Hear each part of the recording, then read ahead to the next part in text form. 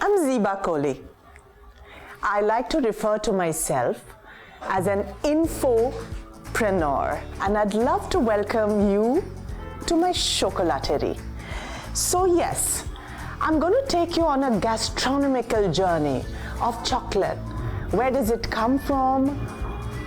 Who are you? And what chocolates can do for you? So here, I have come to you with some fantastic products on the table. So I'm going to talk to you from where the cocoa pod is, how we're going to process it in our dreams, because right now I could not bring the factory to you. And here we're going to start making chocolate. Chocolate which you can make in your house, chocolate which you can make for your spouse, chocolate which can make your day. It's a celebration. Let's celebrate together. So, where do I begin? I can burst into song, so I will. Let us start with the humble little cocoa bean. Here we are. And we're going to process it. And I would love to share with you the various ingredients. So you do know cacao, as it is actually referred to, it's not cocoa. Cocoa is a slang word. So cacao is an ancient Mayan word. It's 15,000 years old, this word.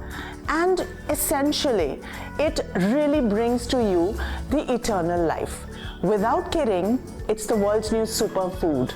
Superfood because it's pit against wheatgrass, chia seeds. There's so many controversies, and I'm going to help you remove all the controversies and bring to life what it's going to do for you. So, the cacao tree grows 20 feet north of the equator and 20 feet south of the equator. It needs a particular soil and it needs shade. So every time someone cuts a forest, please understand that is the reason why the depletion of the cacao tree is something that everyone talks in hushed circles. It is true. By 2020, we will have a diminished crop if we don't stop cutting the world's forests. So the humble little cacao pod is not so humble. It's just humble in its entirety, because it brings to life so much more than we know. So here, after it is ripened, it's actually a beautiful yellow. It's yellow like this pretty little foil. It grows on trunks of the tree, not on the branches. It's referred to a flower and a bean, but actually it's a nut. The cacao pod produces nuts. It's just called the bean because that's the way it progressed over time to our modern era. So when it's yellow, it's green, then it's yellow. It rosies up into a stunning little rosy color, just like this. And then it's ready for plucking. So you don't really pluck it. You kind of cut it with a little knife, the little pod. When you bring it down, you're not supposed to chop it with a knife. You should break it with your hands or gently to kind of slice it with your fingers, because then it keeps the fruit inside intact. So in a cacao pod, you don't have too many fruits. We just about have, I believe, 22 to about 50, if you're lucky, seeds. So there are two types of cacao bean. The very expensive Criollo, which forms about 10% of the crop, and the 90%, which is Forastero. And the third one, the Trinitario, is actually a hybrid.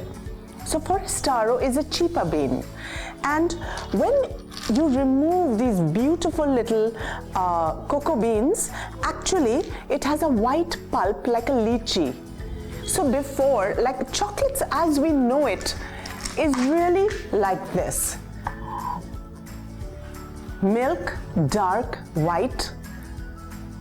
I feel like having a bite, and I probably will very soon. So when you actually open the cocoa pod, out comes not chocolate. About 22 to 50 beautiful beans covered with a white pulp like a lychee. How does it taste? I have been asked, and I must say I am fortunate enough to have actually tasted it. It's not as sweet as a lychee, but it has a sort of a slightly sour tart, slightly acidic flavor like a lemon barley. So it's really yummy. That is what is processed today into fantastic milkshakes, smoothies, is eaten in your ice cream. The little bean inside is not roasted today. The little bean inside is actually crushed without roasting and put into your salad. It could be a quinoa, your couscous, all the various salads which kind of give you some sort of a settling in your stomach, not just the leaf, because I like to have something with a little more to go with my leafy salad. So this, I believe and I know and I've had, is actually quite yummy. So when we have the cocoa pod and we remove the seeds, the way that we process cocoa is where and how we're going to go through this. So we lay it out there. And if it's a Criollo bean, it takes 2 to 3 days to ferment. And if it's the hardier Forastero, it takes about 5 to 6 days to ferment.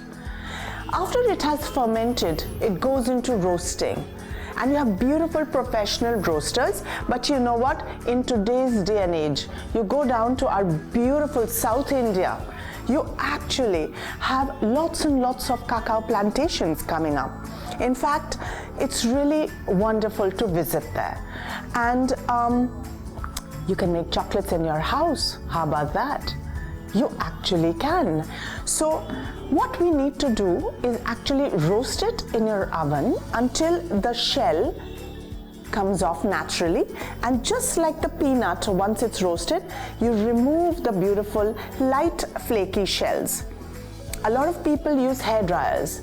A lot of people use the winnower. These are all very big, very technical words, but hey, I'm not here to bring technicality to you. I'm here to share that chocolate is accessible, even if it's in our own home. Really, no kidding. And then, so after you actually remove the shell, you crush the bean and out comes this beautiful, beautiful product, which is really where all the nutrients lie in a processed chocolate. So it has about 20% protein, 40% carb, good carb, and 40% fat, the cocoa fat, which is really amazing. When you keep crushing the nib and you just keep crushing it, you get something which separates, which is separated, and that's the fat. This beautiful semi-disc is nothing but cocoa butter. You know, they talk about it being good for your skin. It's great in the lipstick. It's fabulous. This has so much goodness in it, and I'm not kidding. And then you have the other product, which is fat-free, is the cocoa cake. It's the mass. This is cocoa in its entirety before it goes into processing to make your chocolat. So this is cocoa mass. It has everything that chocolate is made of. And how can you eat it is a question I'm asked frequently. It's very dark. Yes, it is 100% dark and more. There's no fat. It is very strong, extremely aromatic, bitter, really dark, bitter. So how do you make chocolate? So when you take a little bit of this and a little bit of that, of course, there is no milk and there is no sugar in either of this. It just has its inherent sugars. What does inherent mean? That shakkar iske andar hai. Everything, whether it's French beans, carrots, we don't add sugar, but it has its own sugars. So when you take cocoa mass and you take butter, and you want to make chocolate, right? Sorry, I'm not so good at balancing. I can only balance it when I make it and I eat it. So when you want to make chocolate, what do? You take milk powder or whole milk, it depends, and you add your sugar. So you have to add mass, butter, milk, sugar, and that's what makes your chocolate. So what is dark chocolate? What is 100% dark chocolate? What is 80% dark chocolate? What is 70%? What is milk chocolate? And then the poor white chocolate, where everyone who's a chocolate snob says, oh, I don't eat white chocolate. But let me tell you, I love chocolate, whether it's 100% dark or whether it's white. I love chocolate. And I know at the end of my beautiful, beautiful season of Welcome to My World of Chocolate, you will love every kind of chocolate without judging it.